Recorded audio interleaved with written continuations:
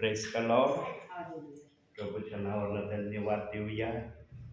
देव बाप्पाने ही सुंदरशी वेळ दिलेली आहे की या वेळेमध्ये आपण देव बाप्पाचं गौरव करावं, देवाच्या नावाला आपण उंच करावं आणि देवाने आज आपल्यासाठी काय आशीर्वाद घेऊन स्वर्गातून या घरामध्ये, या जागेमध्ये त्याने आपली उपस्थिती सेवकाच्याद्वारे केलेली आहे.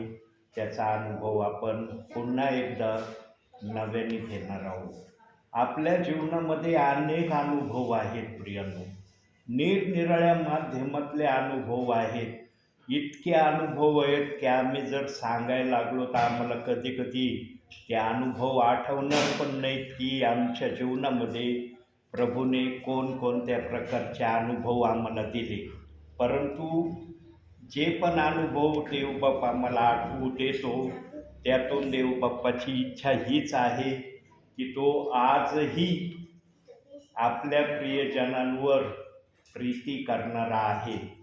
आजही त्याला आपल्या प्रियजनांची आठवण होते आणि त्याला मनुष्य मात्राला भेटल्याशिवाय चैन पडत नाही.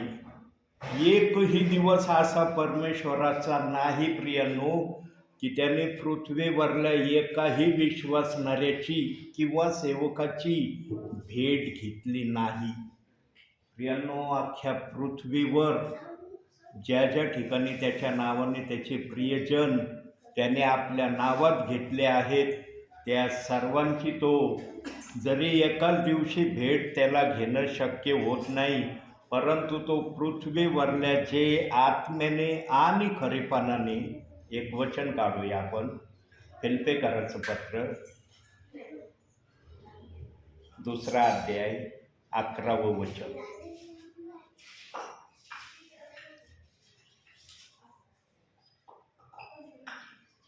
आणि देव की त्याच्या गौरवासाठी प्रत्येक जिभेने येशू ख्रिस्त हा प्रभू आहे असे कबूल करा.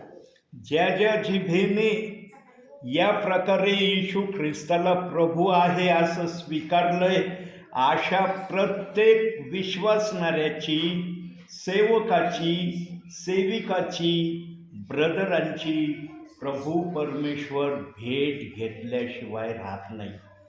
प्रियांनो, त्याच्या जीवाला मनुष्य मात्राला भेटल्याशिवाय चैन पडत नाही.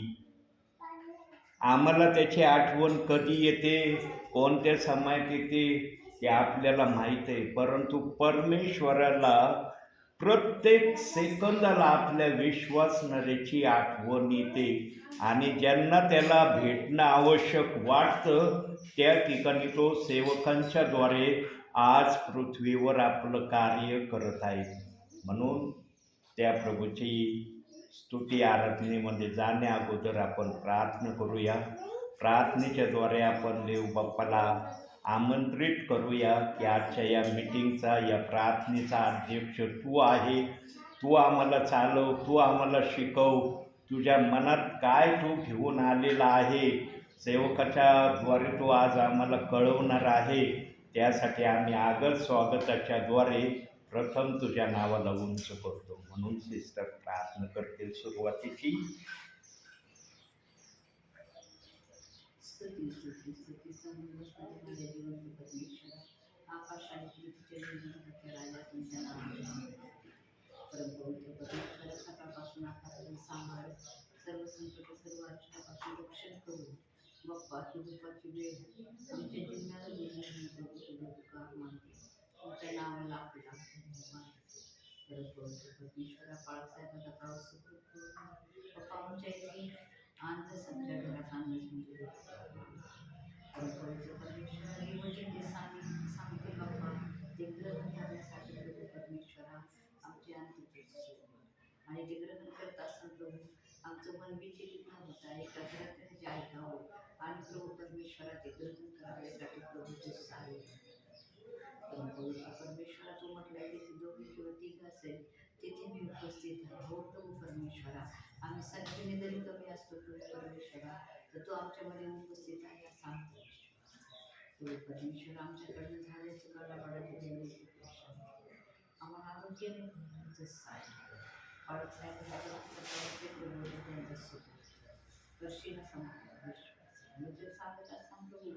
त्यांना ज्ञानाने बुद्धी द्यावी. त्यांचं जरी मुख असलं तर शब्द प्रत्येक तुझा असू दे प्रभू परमेश्वरा, कारण तुझ्या दासाच्या द्वारे बाप्पा तू बोलणारा परमेश्वर सांगता विश्वास आहे. तू तर पुढच्या वेळेस नाही तर तुझ्या हातात होती तुझ्याजवळ येणं मागचे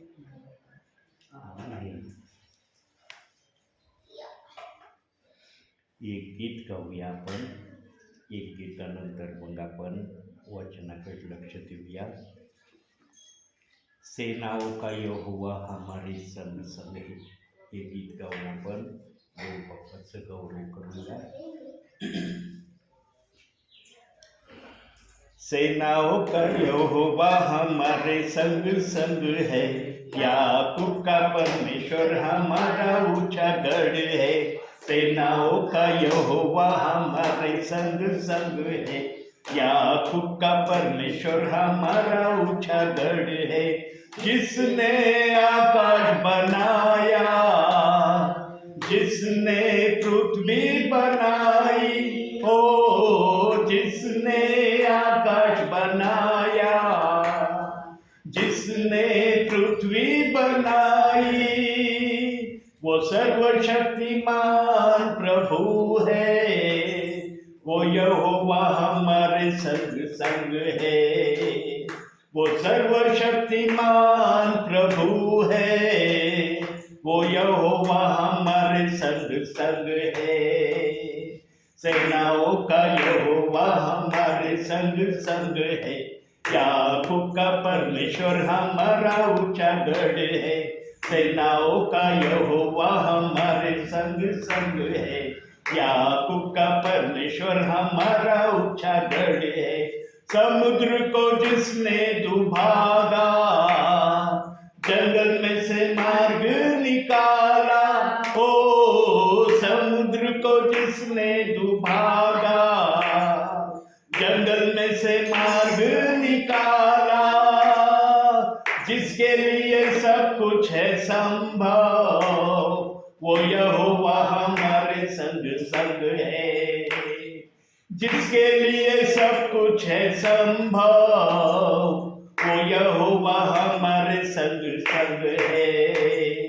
सेनाओं का यहोवा हमारे संग संग है, याकूब का परमेश्वर हमारा ऊंचा गढ़ है. सेनाओं का यहोवा हमारे संग संग है, याकूब का परमेश्वर हमारा ऊंचा गढ़ है.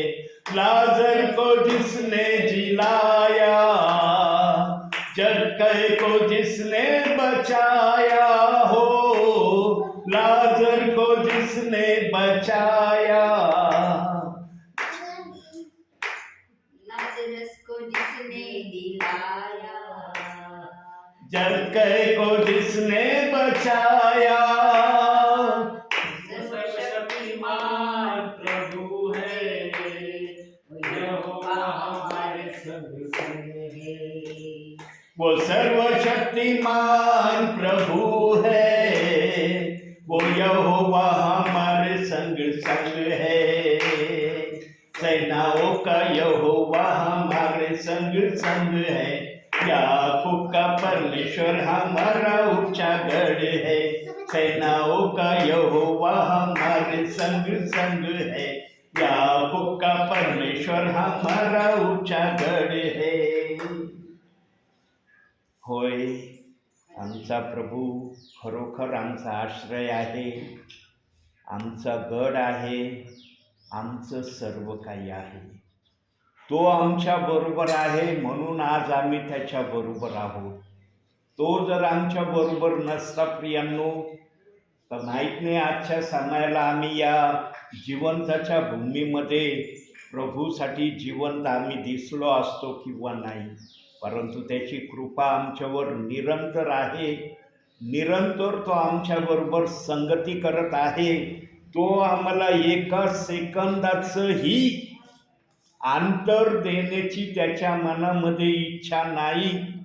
बघा, ज्या पण वेळेला आपण प्रभूला आवाज मारतो ज्या पण वेळेला आम्ही प्रभूसाठी काही पण करण्याची जी प्रक्रिया प्रभूला दाखवतो, मग प्रार्थना करण्याची प्रक्रिया असू द्या, बायबल वाचण्याची प्रक्रिया असू द्या किंवा अन्य काही असू द्या, जे प्रभूच्या गौरवासाठी आहे, त्यामध्ये प्रभू न सांगता आमच्यामध्ये येतो.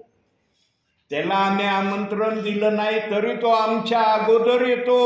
आम्ही काय करणार आहोत हे आमच्या मनामध्ये जेव्हा आम्ही योजितो, त्याच्या अगोदर तो आमच्यामध्ये उपस्थित राहण्याची प्रक्रिया करतो. प्रियांनो, ज्या देवाने आमच्यावर प्रीती केली, त्या देवाला आज आम्ही किती संतुष्ट करण्याचा प्रयत्न करत आहोत. प्रियांनो, या भावी जीवनामध्ये आम्हाला जेवढं प्रभूला संतुष्ट करता येईल, जेवढं प्रभूला उंच करण्याच्या प्रक्रियेमध्ये आम्ही प्रभू समोर स्वतःला आणू, तेवढं आमच्यासाठी वर स्वर्गामध्ये हिताचं आहे.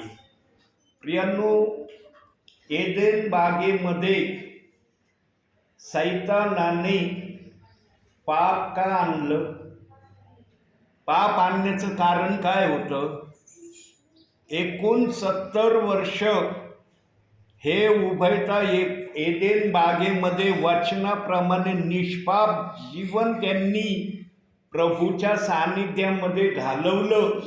परंतु 70व्या वर्षी आदामाचं वय जेव्हा 70वं लागलं, त्या वयामध्ये सैतान एदेन बागेमध्ये येऊन त्याने मनुष्य मात्रामध्ये परमेश्वराच्या विरुद्ध पाप करण्याची प्रक्रिया का आणली? त्याला पाप आणण्याची गरज का पडली? त्याला पाप हा शब्द मनुष्य मात्राच्या द्वारे परमेश्वराला कळवण्याची इच्छा का झाली? प्रियांनो, एदेन बागेमध्ये पाप जे सैतानाने लुसिफरने आणलं ना, त्याच्या मागं फार मोठं कारण होतं. प्रियांनो, यापूर्वी कोणत्या सेविकाने एदेन बागेमधलं हे कारण सांगितलंय किंवा नाही सांगितलं हे मला माहिती नाही, परंतु आज देव बाप्पाचा आत्मा एदेन बागेमधल्या पापाविषयी आपल्याला कळवित आहे.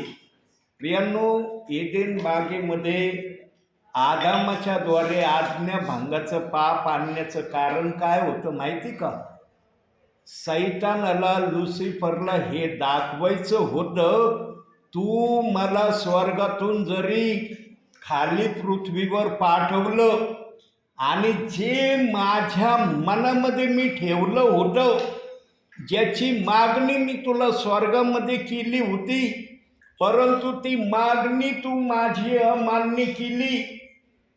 तुला मला या प्रक्रियेतून एदेन बागेमध्ये आदाम याच्याद्वारे, पापाच्या द्वारे हे दाखवायचं होतं की तुझ्या बरोबरचं सर्व अस्तित्व मला आहे.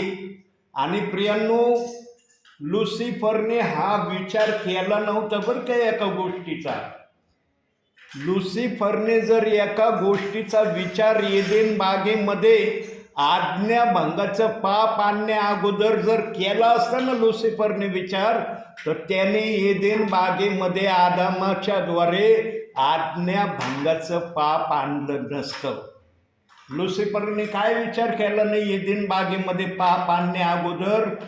लुसिफरच्या मनामध्ये हे आणलं होतं त्याने की मी आज्ञाभंगाचं पाप आणलं ना, या आज्ञाभंगाच्या पापाला दूर करण्यासाठी कोणतीच प्रक्रिया परमेश्वराजवळ राहणार नाही. परमेश्वर असहाय्य होईल.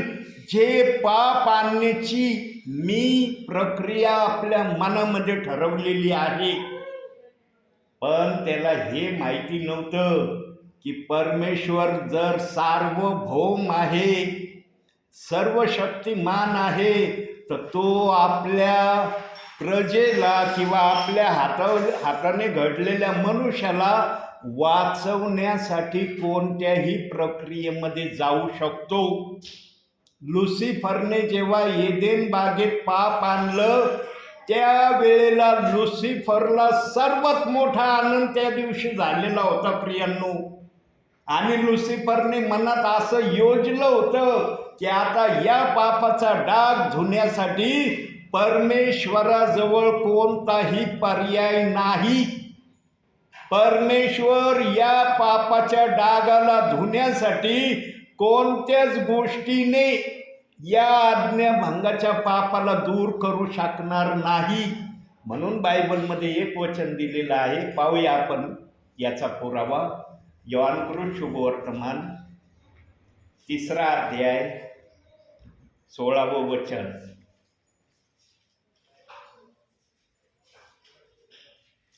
योहानकृत शुभवर्तमान 3 अध्याय 16वं वचन.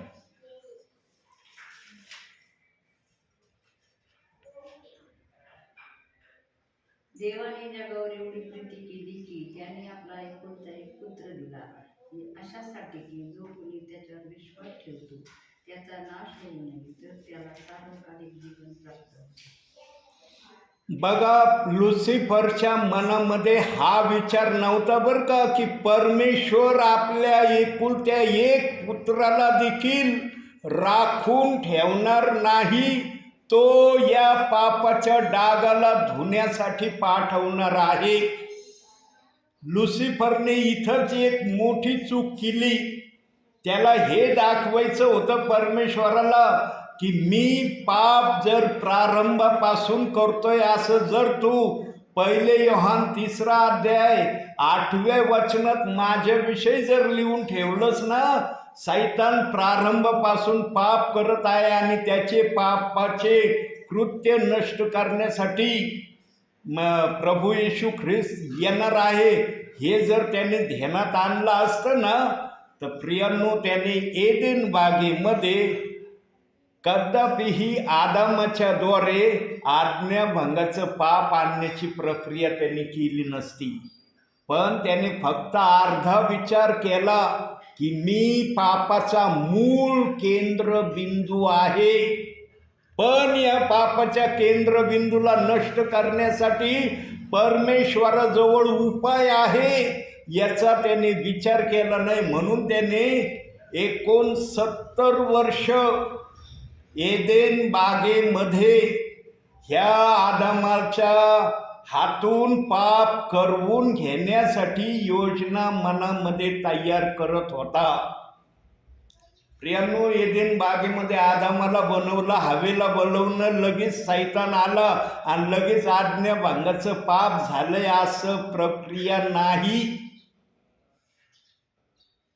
एक दिवस मनुष्याला घडवण्यासाठी जर प्रभू परमेश्वराला लागलाय तर 1 दिवसाचा अर्थ आहे प्रभूच्या माहितीप्रमाणे 1000 वर्ष प्रभूला मनुष्य तयार करण्यासाठी लागला. आणि देवाने मनुष्याला 1000 वर्षाचं आयुष्य दिलं होतं. 1000 वर्षाच्या वर त्याने एकही दिवसाचं आयुष्य आदामाच्या नावे लिहिलेलं नव्हतं. परंतु आदाम प्रभूशी विश्वासू राहू शकला नाही. 70व्या वर्षी त्याने आज्ञाभंगाचं पाप केलं, म्हणून देव बाप्पाने त्याचे 70 वर्ष आयुष्याचे कमी केले.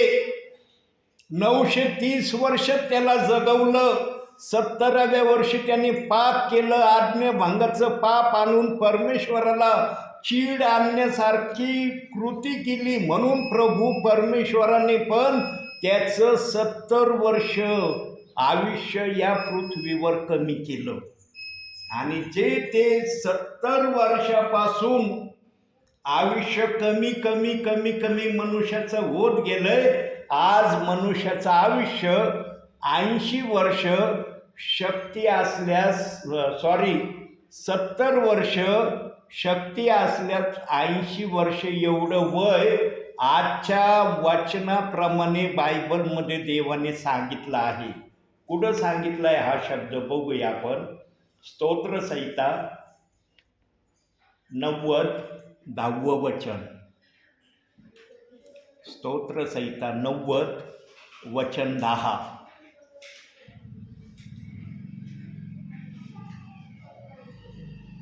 आमचे आयुष्य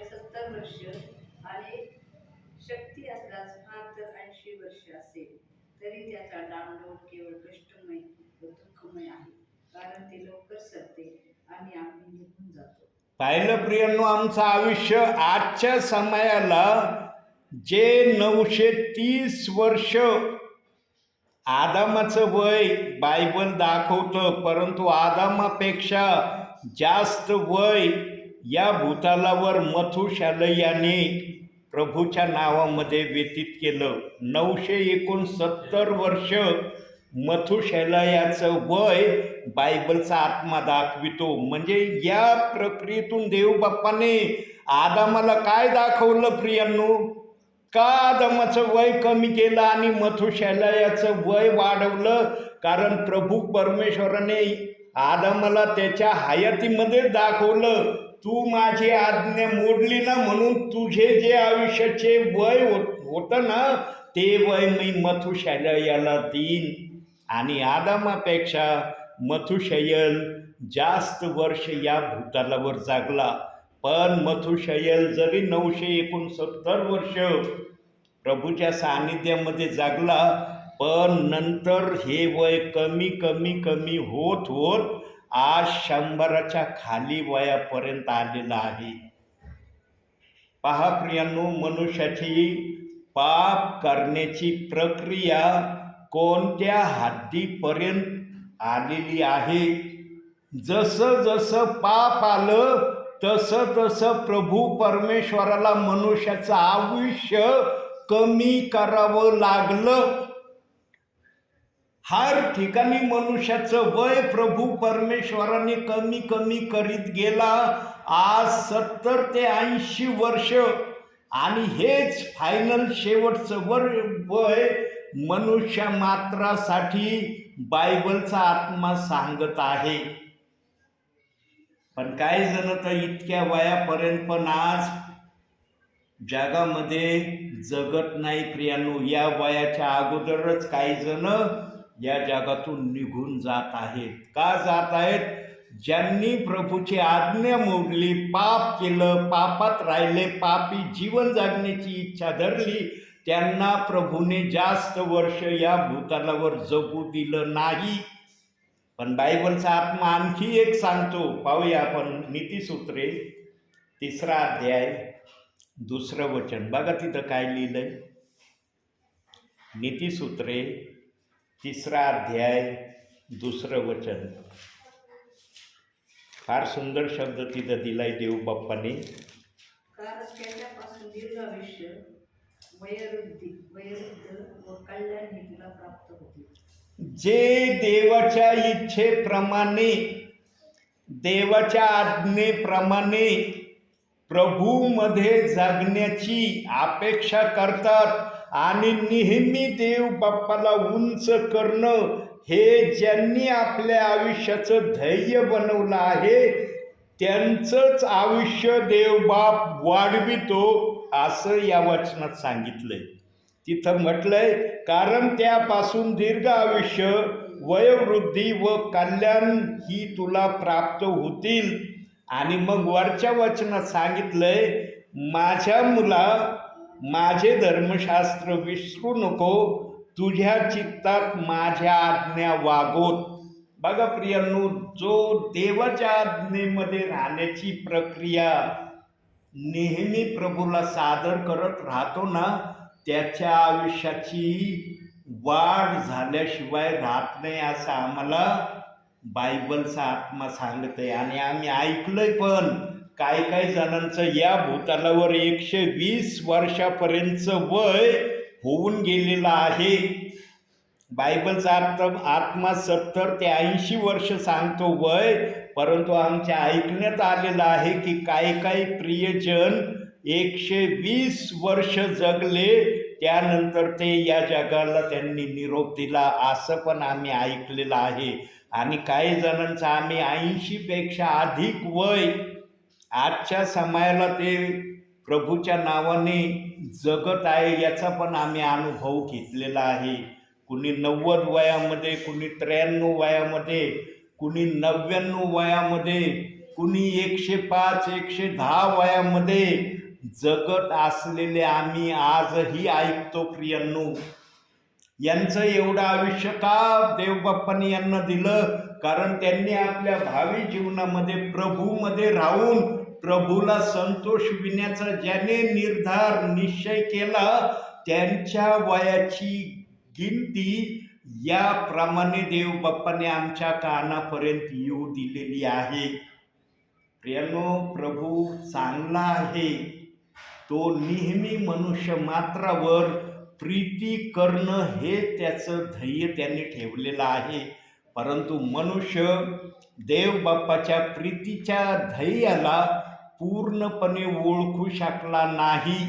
आदामाने जर प्रभू परमेश्वराची प्रीतीचं ध्येय ओळखलं असतं तर त्याने कधीच ते फळ खाल्लं नसतं. हव्वेने किती त्याला मजबूर जरी केला असतं, खाच हे फळ, मी काही पण करण तुझ्या विरुद्ध, तरी आदाम म्हणला असता तुला जे करायचं ते कर, पण मी माझ्या प्रभू परमेश्वराच्या प्रीतीच्या ध्येयाच्या बाहेर स्वतःला जाण्याची प्रक्रिया कधीच प्रभू परमेश्वराला दाखवणार नाही. पण आदाम पण कोणत्या ठिकाणी तरी प्रीतीच्या ध्येयापासून वेगळा झाला, म्हणून त्याला ते फळ खाण्याची इच्छा त्याच्या मनामध्ये आली.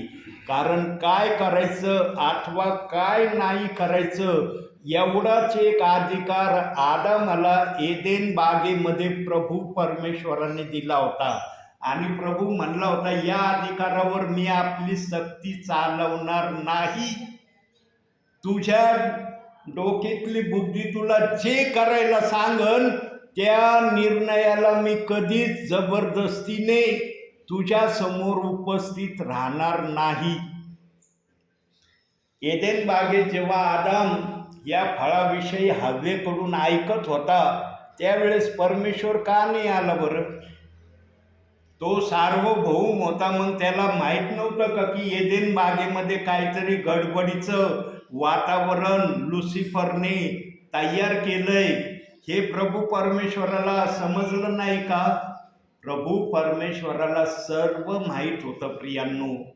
पण प्रभू परमेश्वराला आदामाकडून आणि हव्वेकडून फक्त एक गोष्ट समजून घेण्याची त्याची इच्छा होती की मनुष्य माझं ऐकण्याच्या प्रक्रियेला प्राधान्य देतो का स्वतःच्या बुद्धीच्या विचाराला प्राधान्य देतो याची तपासणी परमेश्वराला करायची होती. म्हणून प्रभू परमेश्वर एदेन बागेमध्ये लुसिफर जेव्हा हव्वेकडे आला तेव्हापासून प्रभूने एदेन बागेमध्ये प्रवेश केला नाही.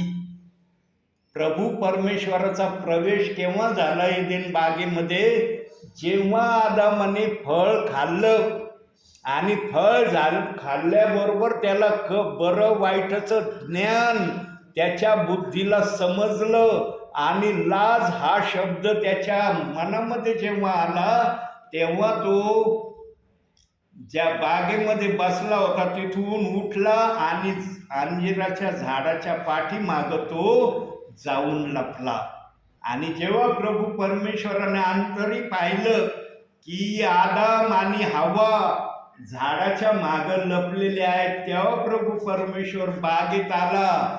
आदामा आदामा तू कोठे आहेस हे म्हणाला. तेव्हा घाबरत आणि भीत आदाम म्हणला, प्रभू परमेश्वर मी या ठिकाणी आहे. म्हणे कुठे आहे तू? म्हणे मी झाडाच्या मागं लपलो. तेव्हा प्रभू म्हणला असेल त्याला, अरे रोज तर मी आवाज मारल्याबरोबर पळत येत होता माझ्याकडं, पण आज मी आवाज मारला तू झाडाच्या मागं का लपला? माझ्यासमोर का येत नाही? तेव्हा त्याने शब्द काढलेले उत्पत्तीच्या 3ऱ्या अध्यायामध्ये तो स्वतः बोलतो, प्रभू मला समजलं मी नग्न अवस्थेत आहे. तेव्हा प्रभू म्हणला, तू नग्न आहे तुला कुणी सांगितलं? तिथं आदामाने मोठी चूक केली प्रियांनो. तिथं जर आदामाने चूक नसती ना केली कदाचित परमेश्वराने त्यांना शाप दिला नसता. त्याने काय चूक केली त्या ठिकाणी? त्याने आपलं पाप कबूल करण्याऐवजी त्याने हव्वेकडे बोट दाखवलं. ही तू मला सहाय्यकारी स्त्री हव्वा दिली, हिने मला त्या मधल्या झाडाचं फळ दिलं आणि मी खाल्लं. जेव्हा हव्वेकड प्रभू परमेश्वर आला, हव्वेला म्हणला, अरे हव्वे हे काय केलंस तू? तेव्हा हव्वेने पण आपलं पाप कबूल न करता तिने सापाकड बोट दाखवलं. या सापाने मला भुरळ घातली आणि मी त्या प्रकारे केलं. प्रियांनो, दोघांनी पण आपले पाप प्रभू परमेश्वरासमोर कबूल केले नाही, म्हणून प्रभू परमेश्वराला राग आला. प्रभू परमेश्वर चिडला आणि मग सरसकट सापापासून आदामापर्यंत त्याने सर्वांना शाप दिले. जे शाप दिले ते शाप आजपर्यंत मनुष्य मात्राला आहेत. आज आम्ही साप पाहतोय ना सरपटताना, आम्हाला साप म्हणलं की आम्ही कधी म्हणत नाही आमच्यासारखा साप चालणार आहे. आम्हाला साप म्हणलं की लगेच लक्षात येतो तो सरपटत चालतो. परंतु एदेन बागेमध्ये जो साप आला होता तो सरपटत आलेला नव्हता, तो चालत आला होता. प्रियांनो, ज्या प्रकारे आदाम हव्वा असेल त्याच प्रकारे तो साप असू शकतो. कारण त्यावेळेला त्याला जर चालता येत होतं तर मग त्याला प्रक्रिया आमच्यासारखीच असेल. जेव्हा शाप दिला तेव्हा तो पोटाने चालायला लागला. जोपर्यंत त्याला शाप मिळाला नाही तोपर्यंत आमच्यासारखा साप चालणारा असू शकतो. आम्हाला माहीत नाही एक्झॅक्टली तो साप कसा असेल, पण त्याला चालता येत होतं असं प्रमाणित केलेलं आहे. प्रियांनो, सध्या लेनचे दिवस चाललेले आहेत ना. जो तो उपासामध्ये आहे आणि उपासामध्ये फार मोठ्या आशेने, उत्साहाने, आनंदाने तो उपास आज प्रभूच्या नावाने धरत आहे. कोणत्याही प्रसंगामध्ये मनुष्य जरी आपल्या मनातल्या योजना प्रभूला कदाचित सांगण्यासाठी माघार घेत असेल, परंतु लेनच्या दिवसामध्ये हर एक विश्वासणारा आपल्या मनातली कठीणातली कठीण समस्या प्रभूला या 40 दिवसामध्ये सांगतो आणि अपेक्षा तो करतो की या 40 दिवसामध्ये देवबाप मी त्याला जे मागत आहे ते मला देवबाप देईल. आणि प्रभू परमेश्वर काही जणांच्या प्रार्थना ऐकून तसं करतो. पण प्रियांनो,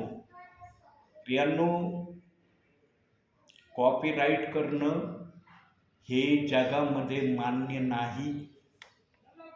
कॉपी करणं जगामध्ये कधी चांगली प्रक्रियेमध्ये त्याला गणलं जात नाही. बघा, 10वी 12वीचे पेपर संपले असतील, पण 10वीचे पेपर सुरू झाले. कॉपी करण्यासाठी सक्त मनाई आहे. कॉपी कुणी करू नये म्हणून शाळेमध्ये प्रत्येक ठिकाणी CC कॅमेरे बसवलेले आहेत की कोण काय हालचाल करतोय, कोणाची काय हालचाल चाललेली आहे, सगळ्याची निगराणी तो CC कॅमेरा करत आहे. प्रियांनो, जगामध्ये जर असा नियम आहे, कॉपी राईट करण्याला जर इतकी पायबंदी आहे, इतकी पायबंदी जर कॉपी राईटला आहे, एक वचन काढूया आपण, मग पुढं देवबाप तुमच्याशी बोलणार आहे. मत्तई शुभवर्तमान 4था अध्याय 1 आणि 2 वचन वाचा जरा चांगल्या आवाजामध्ये. 4था अध्याय 1 आणि 2.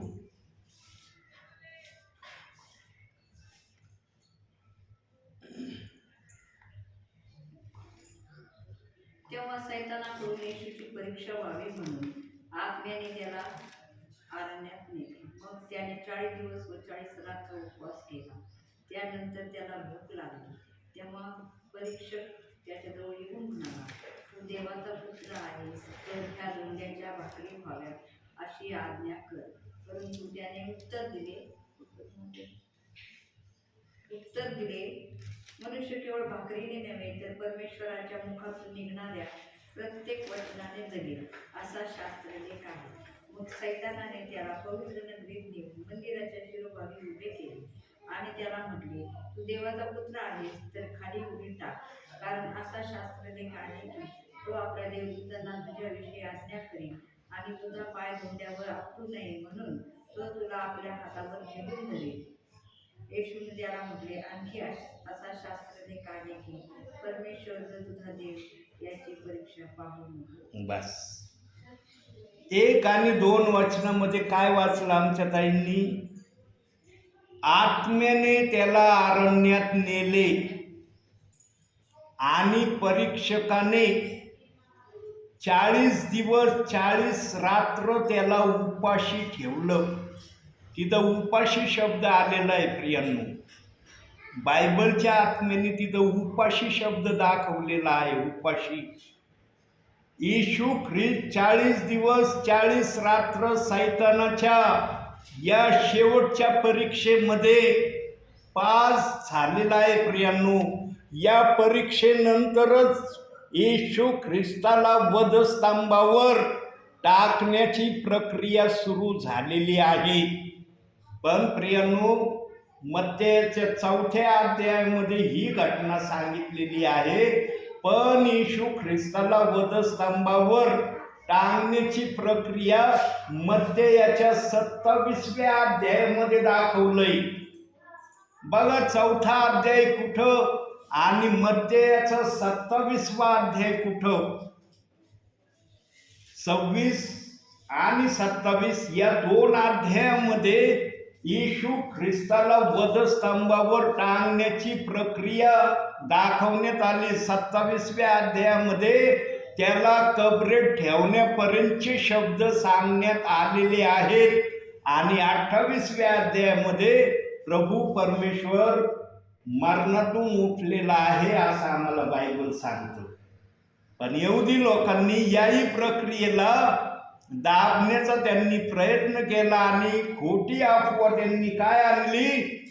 काही लोकांना त्यांनी पैसे देऊन असं सांगितलं की आम्ही झोपेत असताना त्याचे शिष्य आले आणि येशू ख्रिस्ताला घेऊन गेले, अशी अफवा त्यांनी आणली त्या समयात. आणि त्या समयात ही अफवा तशीच आजपर्यंत आहे. म्हणून काही जण म्हणतात की येशू ख्रिस्त मरणातून उठलेला नाही, त्याला चोरून नेण्यात आलेला आहे असं ते मानतात. परंतु प्रियानो, देवाचा आत्मा सांगत आहे की आमचा प्रभू 3 दिवस 3 रात्री कबरेमध्ये राहिला आणि नंतर तो मरणातून जिवंत झाला असं बायबलचा आत्मा आम्हाला आज शिकवित आहे. प्रियांनो, नेहमी आम्ही देव बाप्पाच्या शब्दाला आत्म्याने आणि खरेपणाने समजण्याचा प्रयत्न केला पाहिजे. अरण्यामध्ये येशू ख्रिस्ताने 40 दिवस 40 रात्र उपवास केले नाही. बायबल कुठंच सांगत नाही येशू ख्रिस्ताने उपवास केले, त्याला उपाशी ठेवण्यात आलं. आज आम्ही उपवास धरतो. का धरतो? कारण येशू ख्रिस्ताने आमच्या पापाच्या सुटकेसाठी हे केलं. पण आम्ही जे आज उपवास धरत आहोत ना, हे उपवास काय दर्शवतात माहिती का? आम्ही आमच्या प्रभूचं गौरव करतो या माध्यमातून. आमच्या प्रभूंनी 40 दिवस 40 रात्र जरी उपवास काढलेला आहे, पण आम्ही आमच्या प्रभूला या 40 दिवसामध्ये आनंदाने, सांगा उपवास धरल्यावर कोण असा आहे बायबल वाचत नाही, प्रार्थना नाही करत? दाखवा मला एखादा विश्वासणारा की त्यांनी उपवास धरलाय ते म्हणतात मी बायबल वाचणार नाही, प्रार्थना करणार नाही, चर्चला जाणार नाही. आहे का असं? ठिकठिकाणी चर्च भरले जातात प्रियांनो रोज, आणि स्तुती आराधना प्रथम, नंतर देव बाप्पाचा संदेश सेवकाच्या मुखातून तुम्हाला ऐकायला मिळत आहे. आम्ही गौरव प्रभूचं करत आहोत उपवास धरून. पण येशू ख्रिस्ताने आमच्या पापाच्या दास्यातून बाहेर काढण्यासाठी त्या समयाला दुःख उचललेलं आहे. ते दुःख होतं येशू ख्रिस्त जे सहन करत होता ना अरण्यामध्ये, ते खरं दुःख होतं. आज जे आम्ही उपास धरत आहोत ना प्रियांनो, हे आनंदाची प्रक्रिया आहे. ही दुःखाची प्रक्रिया आम्ही करत नाही, आनंदाची प्रक्रिया करत आहोत. फक्त एवढा फरक आहे की दुःखाच्या ऐवजी आम्ही आनंदाला आमच्या जीवनामध्ये तशा प्रकारे मान्य करत नाही. काही जण आजही म्हणतात येशू ख्रिस्ताने दुःख उचललं, आम्ही पण दुःख उचलीत आहोत. प्रियांनो, येशू ख्रिस्ताच्या दुःख उचलण्यामध्ये कारण होतं येशू ख्रिस्ताच्या दुःख उचलण्यामध्ये. कारण पापाच्या दास्यातून आम्ही बाहेर निघणार होतो. आज जर काही जण म्हणतात की आम्ही पण दुःखाचे दिवस पाळतो, कोणतं दुःख येशू ख्रिस्तावर आलंय की त्या दुःखाला तुम्ही 40 दिवसाच्या उपासाने दूर करतात? बिनबुडाचे कारण आहे प्रियांनो. आम्हाला हे म्हणणं मान्य राहील प्रभूला की आम्ही प्रभूचं गौरव 40 दिवस 40 रात्र करतो, याने देव बाप संतुष्ट होईल. पण जर आम्ही म्हणून आमच्या प्रभूने दुःख उचललं, आम्ही पण दुःख उचलीत आहोत. प्रभूने यातना सहन केल्या प्रियांनो. त्या सैतानाने 40 दिवस 40 रात्र येशू ख्रिस्ताला एक घोट पाणी नाही दिलं प्यायला. एक घोट सुद्धा पाणी प्यायला दिलं नाही. 40 दिवस 40 रात्र असं उपाशी ठेवलं येशू ख्रिस्ताला. बायबल स्पष्ट सांगतंय. आणि सैतान पण म्हणला, तू 40 दिवस 40 रात्र उपाशी राहिलास, तुला भूक लागली, या धोंड्याला भाकरी होण्याची आज्ञा कर, म्हणजे त्या भाकरी होतील. पण येशू ख्रिस्तांनी भाकरी केल्या नाही. तो करू शकत होता, त्याच्यामध्ये तेवढं सामर्थ्य होतं, पण त्याने सैतानाचा कावेबाजपणा ओळखला, म्हणून त्याने उत्तर त्याला तसंच दिलं. त्याने वचनाने बोलला तर येशू ख्रिस्ताने पण त्याला वचनानेच उत्तर दिलं. तो म्हणला, मनुष्य केवळ भाकरीने नव्हे तर परमेश्वराच्या मुखातून निघणाऱ्या वचनाने वाचेल. जेव्हा तो म्हणला या ढोंड्याच्या भाकरी तू कर आणि स्वतःची भूक भागव, तेव्हा येशू ख्रिस्ताने त्याला हे उत्तर दिलं. प्रियांनो, आमचा येशू ख्रिस्त 33.5 वर्ष या भूतलावर मानवी रूपाने त्याने आयुष्य काढलं, पण त्याने कधीच सैतानाच्या कोणत्याही कावे बाजारच्या शक्तीला बळी पडला नाही. सैतानाची कोणतीच योजना आमच्या येशू ख्रिस्ताने पूर्ण होऊ दिली नाही. म्हणून शास्त्री, सदुकी, परुषी आणि याजक यांच्या मार्फत सैतान नेहमी येशू ख्रिस्ताची परीक्षा घ्यायचा. पण आमचा येशू ख्रिस्त या 4ही पंथीय लोकांना कधीच त्याने हार त्यांच्या समोर पत्करली नाही. त्यांना आश्चर्यामध्ये नेहमी आमचा येशू ख्रिस्त बोलण्याच्या द्वारे टाकायचा, असं 4 शुभवर्तमानामध्ये दिलंय.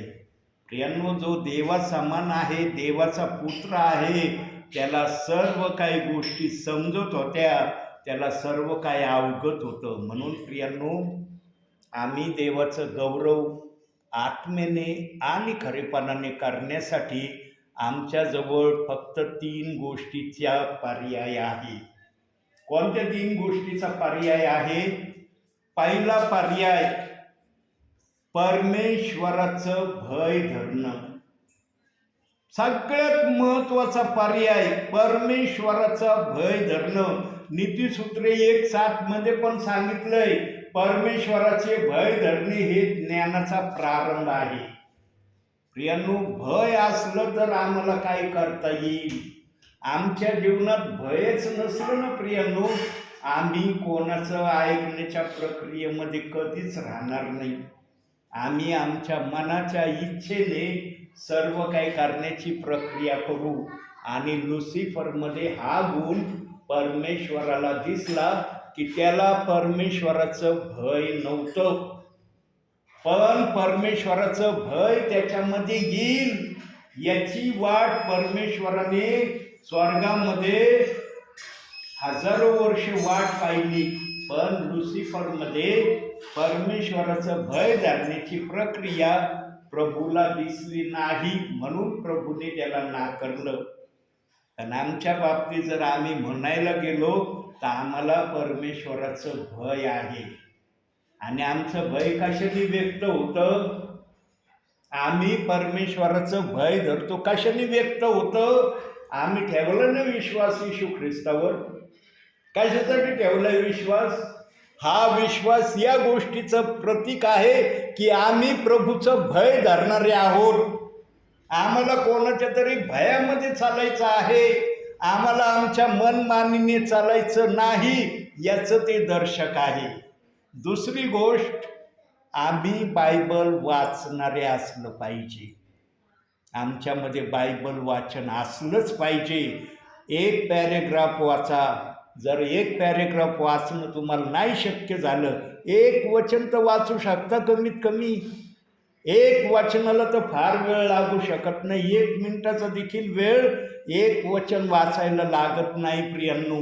पण आम्ही नेहमी आमच्या प्रभूचा आदर कमीत कमी एक अध्याय वाचून तरी करणं गरजेचं आहे. एक अध्याय आम्ही जर प्रभू परमेश्वराच्या उपस्थितीमध्ये वाचला ना प्रियांनो, तर आमच्या आत्म्याला ते जेवण आहे प्रभूचं. जे काही त्याच्यामध्ये लिहिलेलं असेल, प्रत्येक अध्यायामध्ये एक समान लिखाण नाही, वेगवेगळ्या गोष्टी प्रत्येक अध्यायामध्ये देवाने ठेवल्यात. आमच्या आत्म्याला एक अध्यायाचं जेवण आम्ही रोज देऊ शकतो. आणि तिसरी गोष्ट, आम्ही प्रार्थना करणारे असलं पाहिजे. आमच्या जीवनात प्रार्थना असली पाहिजे. मग आमची प्रार्थना काही असो, शारीरिक असो, आत्मिक असो, पण आम्ही देवाबरोबर बोलणारे असलं पाहिजे. जाणकार म्हणतात प्रार्थना ही देवाबरोबर बोलणे आहे. या 3 गोष्टी जर आम्ही केल्या ना आमच्या जीवनामध्ये प्रियांनो, आज्ञा पालनाची प्रक्रिया आपोआप आमच्या जीवनातून होईल. आज्ञा पालनाच्या प्रक्रियेला सांगायची आवश्यकता आम्हाला पडणार नाही.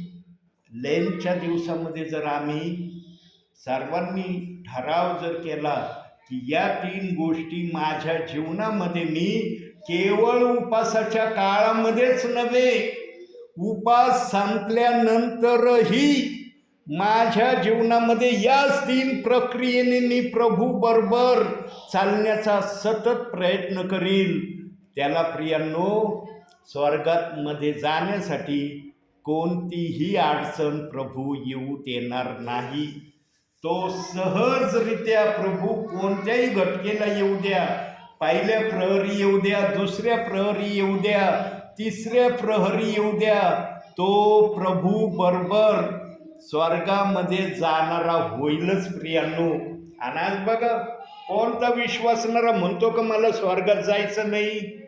ऐकलं का कोणत्या विश्वासणाऱ्याच्या मुखातून की मला स्वर्गात जायचं नाही? मी विश्वास ठेवलाय, पण स्वर्गात न जाण्याच्या प्रक्रियेने मी विश्वास ठेवलाय. प्रियांनो, आज हरेकांच्या मुखामध्ये मला स्वर्गामध्ये जायचं आहे. हरेक विश्वासणाऱ्यांच्या मुखात हा शब्द मी आजपर्यंत ऐकलेला आहे. आणि प्रभू पण आपल्या विश्वासणाऱ्यांना स्वर्गामध्येच घेऊन जाण्याची अपेक्षा करतो. प्रियांनो, आता एक छोटासा विचार सांगणार आहे आणि मग मी या ठिकाणी थांबणार आहे. प्रियांनो, बायबलमध्ये बोलवलेले आणि निवडलेले या 2 प्रक्रियेच्या विश्वासणाऱ्यांविषयी आम्हाला बायबल शिकवतं.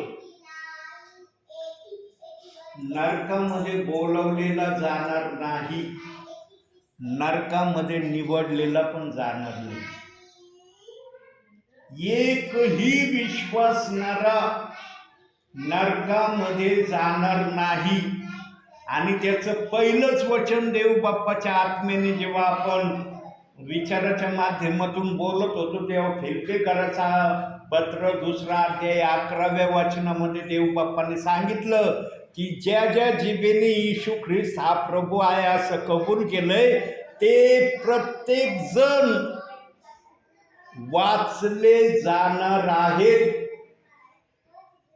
एक जरी त्यांनी कबूल केलेलं की येशू ख्रिस्त हा प्रभू आहे, त्याची नरकातून देव बाप्पाने कायमची सुटका केलेली आहे.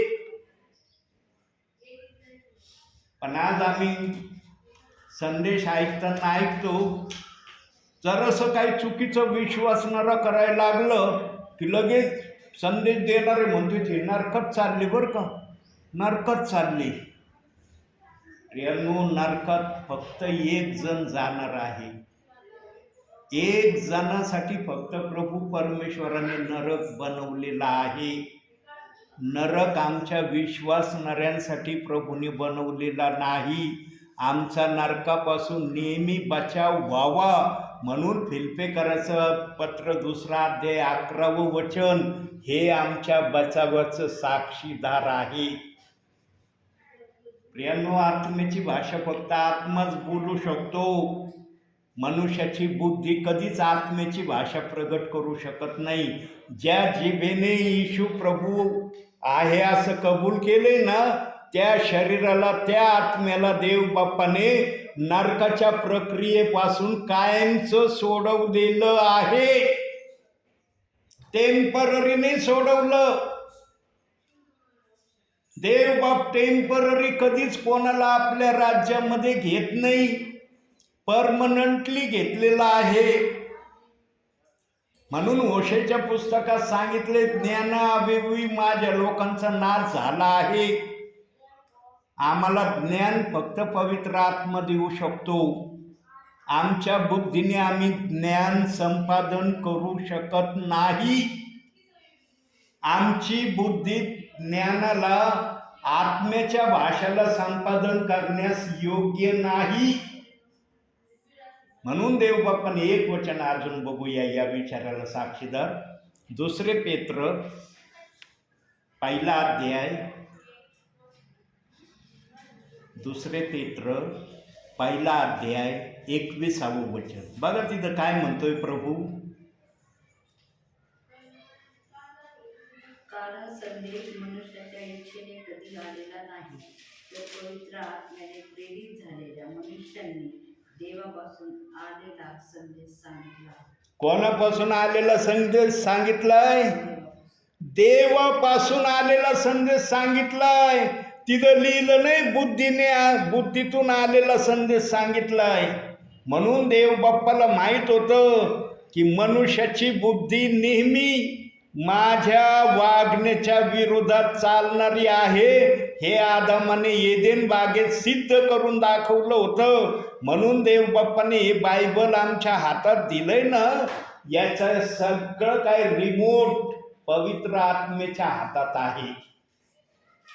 या बायबलच्या वाचनाचा रिमोट पवित्र आत्म्याच्या हातात आहे. हा रिमोट आमच्या बुद्धीजवळ देव बाप्पाने ठेवलेला नाही. म्हणून आत्मा म्हणत आहे, संदेश हा मनुष्याच्या इच्छेने कधी आलेला नाही, पवित्र पुरुषाने देवापासून आलेला संदेश तुम्हाला सांगितला आहे.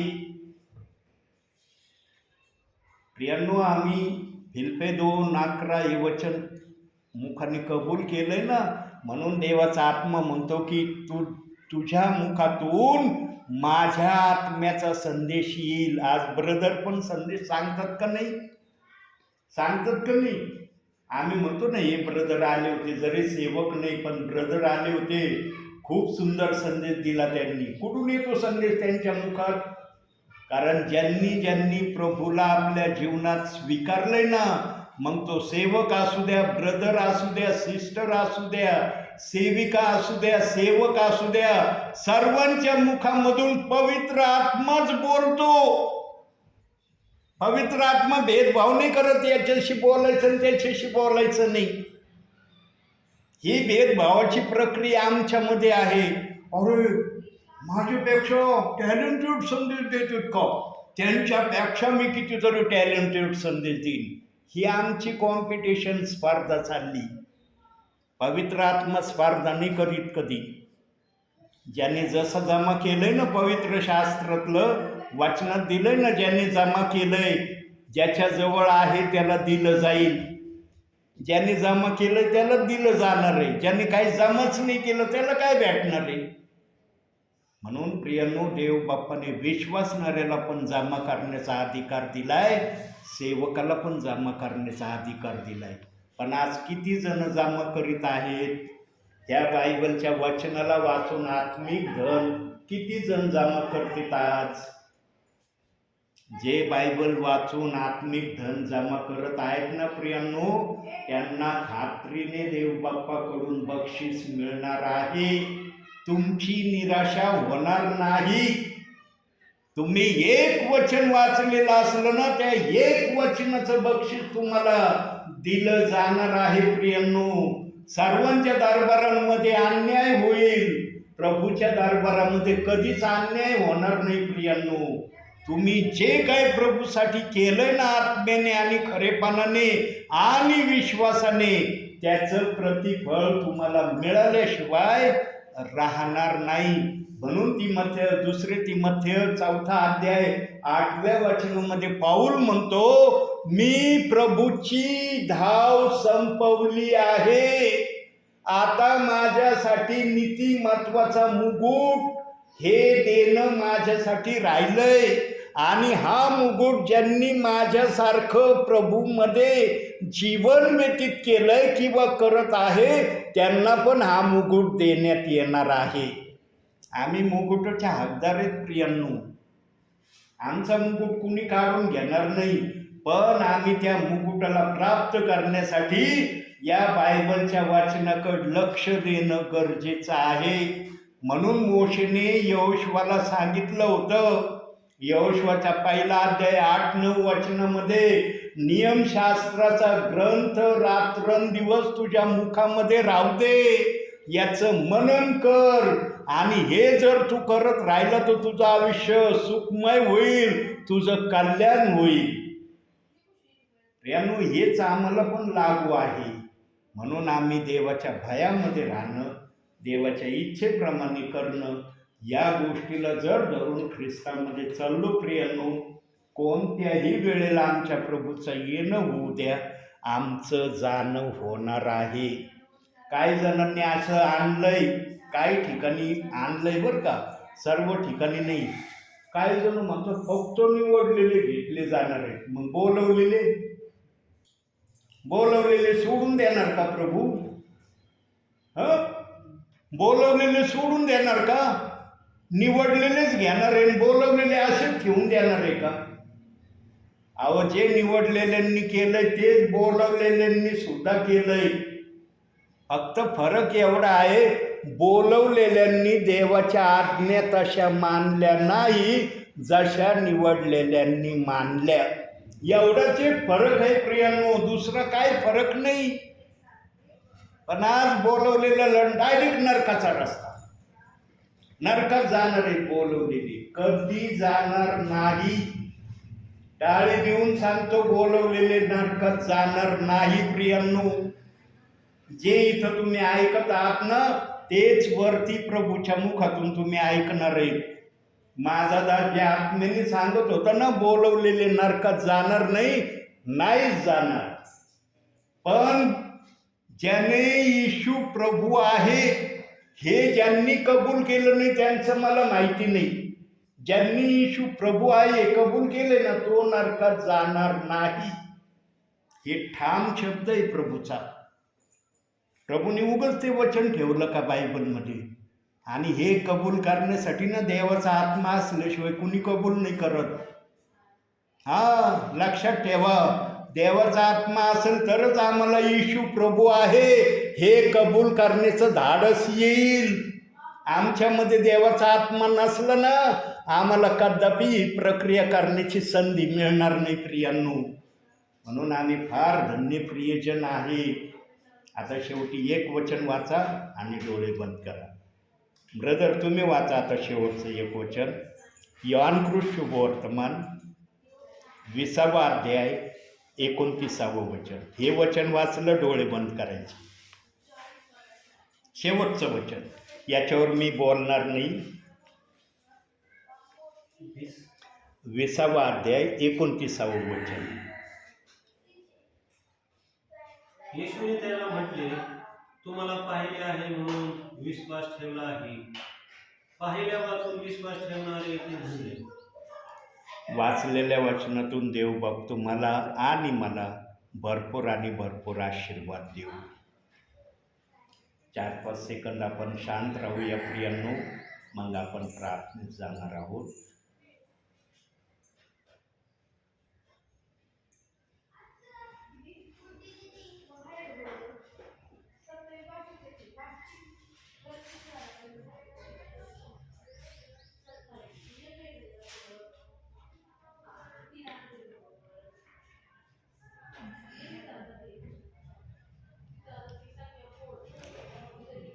उठाते हैं तेरा नाम, तेरी स्तुति करते हुए, घुटनों पर हम आकर करते हैं तुझसे प्रार्थना.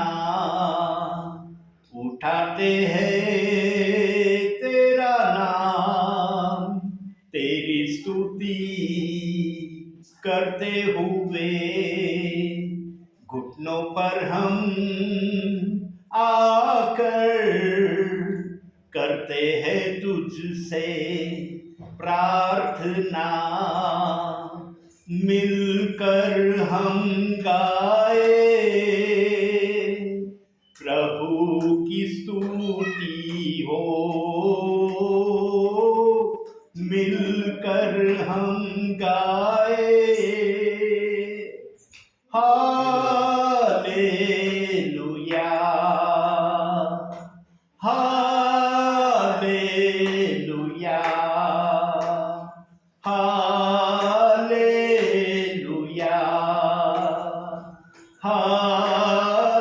हालेलुया. आएगा मेरा यीशु हमें लेने एक दिन, जाएंगे हम उसके संग जहाँ पर होगा अनंत जीवन.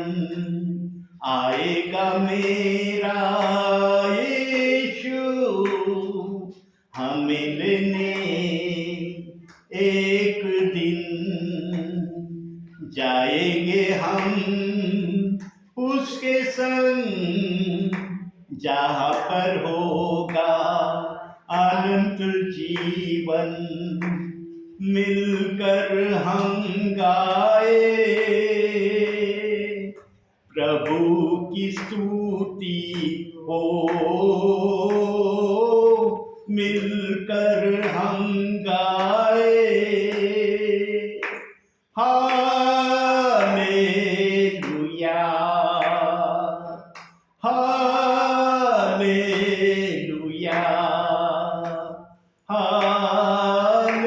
Hallelujah, hallelujah.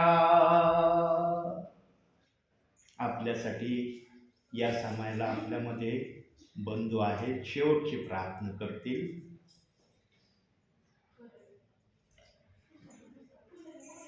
कृपेच्या दयेच्या सागरा तुमच्या नावाला धन्यवाद देतो बाप्पा. या दुपारच्या वेळी बाप्पा आम्ही तुमच्या जवळ बसून तुम्हाला हाक मारतो. इकडे तुमचा कान आमची प्रार्थना तुमच्यापर्यंत पोहोचू द्या. आमच्या प्रार्थनेला उत्तर देणारे, सर्व समस्येत अडचणीत सहाय्य करणारे, मदत करणारे देव तुम्ही आहात. माझ्या देवा, तुमचा सारखा देव या जगात नाही. जिवंताचे जिवंत प्रभू तुम्ही आहात. कृपा दया करणारे बाप तुम्ही आहात. जसे अब्राहम, इसाक, याकोबाचे देव होता, तसे तुम्ही आमचे देव आहात. तुम्ही तुमच्या मार्गात सत्यात आम्हाला घेऊन जात आहात. तुम्ही आमचे देव आहात हे आम्ही आमच्या तोंडाने कबूल करून बाप्पा तुमच्या मागे सरत असताना तुमच्या वचनात, तुमच्या प्रार्थनेत रममान व्हावं असं बाप्पा आम्हाला करा. माझ्या बाप्पा जे वचन आता बाप्पा पालक साहेबांनी सांगितलं ते वचन आशीर्वादित वचन असं करा. ते आमच्या आणि बाप्पा जीवनाला दिवा असं होऊ द्या. तुमची कृपा दया त्या वचनाद्वारे आमच्यापर्यंत कळवली, तुमचा आशीर्वाद आमच्यापर्यंत पोहोचवला म्हणून धन्यवाद देतो. माझ्या बाप्पा, त्यांचा प्रवास तुम्ही सुखाचा केला, तसा परतीचाही प्रवास सुखाचा करा. तुमच्या सामर्थ्याने, शक्तीने, ज्ञानाने, बुद्धीने त्यांना भरा. सर्व रस्त्यातले अडथळणं, अपघात त्यांच्यापासून दूर करा.